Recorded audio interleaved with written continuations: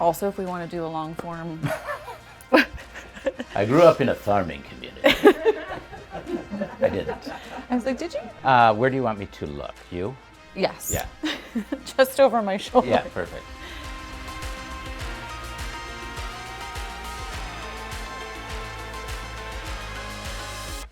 So you've been a marketer for a long time. Yes. What advice would you have for somebody coming up now, maybe 2-3 promotions away from CMO? Mm-hmm. What should they be doing to prepare themselves for the role? I'm going to say two things. And one is the one that I've always said, and the other one is the new one. The one that I've always said, and it's like, if we'd have an intern, they've gotten an offer, they're going back to their second year of business school, and they're like, what should I do? What classes should I take? And I would always say, psychology, right? Yeah. Doesn't matter. No one's looking at your grades. Go take some classes and learn about people. Yeah. And so I think that's the thing that we're sometimes forgetting, is at the end of the day, we're trying to get a human being to make a different behavioral choice. So go learn about people. That's the thing I've always said. I think on the flip side now, I would also say, listen, you got to understand a little bit better of how you're going to get that message to people, and more, that's a quite complicated digital journey. And so I'm never going to be the expert on that, but you have to be conversant. Yeah. You know, you have to be able to sit down with your CTO or technology partner and say, this is what I'm trying to accomplish. This is why it's important. Can you help me get there? There's just no, I don't think there's like the do it all alone CMO role anymore. Right. It's impossible. So you got to partner with people. So for the few conversations we've had throughout the week, and you just mentioned it there, you've spent a lot of time focusing on technology and investing in technology. Are you seeing the return on that technology that you expected? And if not, why do you think that is? And what might you do to intervene?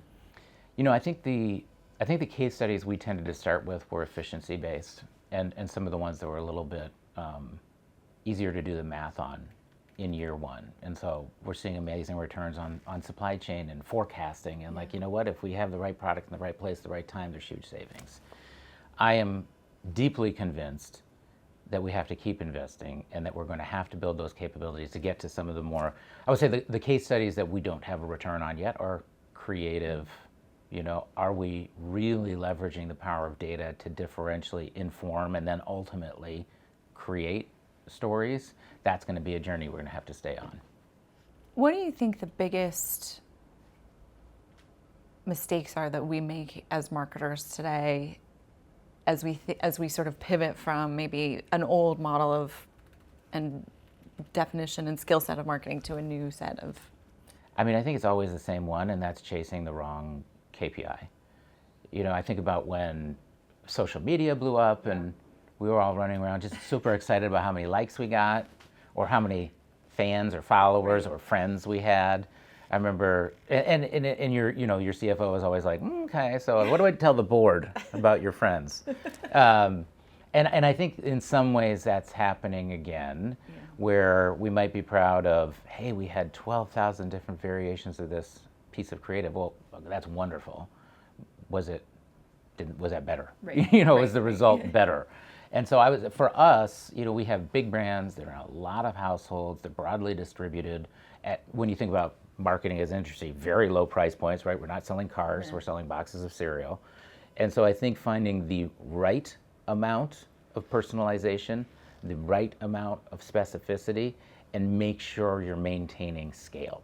I think that can get lost in a chase towards higher and higher effectiveness. Like we have to have another 1 million people wake up tomorrow morning and choose Cheerios, and every single day. So fast forward to next year, what do you think we're going to be talking about? What do you think the hot topic is going to be? It's going to be some version of the same thing, right? Like we're going to continue to talk about, it would be a fool's errand to say, look, I'm amazed by how far this industry has come this industry has changed more in the last 3 years than the prior 17 of my career, right? So I have no idea what's next. But I was looking at the Creative Effectiveness Awards, and like, these are some of the same things we've been talking about. These are some of the exact same case studies that we've been talking about. And I think next year we'll be talking about some of the things that we just saw this year, where they doubled down on them. We've been talking about distinct and enduring brands, right? Do you have, in a world that's cluttered, crazy, and overwhelming, do you have a distinct space that your brand lives? And once you live there, can you persevere? and stay on that. And so I would love to be talking about things that we started this year at General Mills that we're confident that we're going to do next year. I keep telling every year, this is the year of measure it and prove it. Thank you so much. It's so good to see you as always. Thank you, Stacy. Great to see you.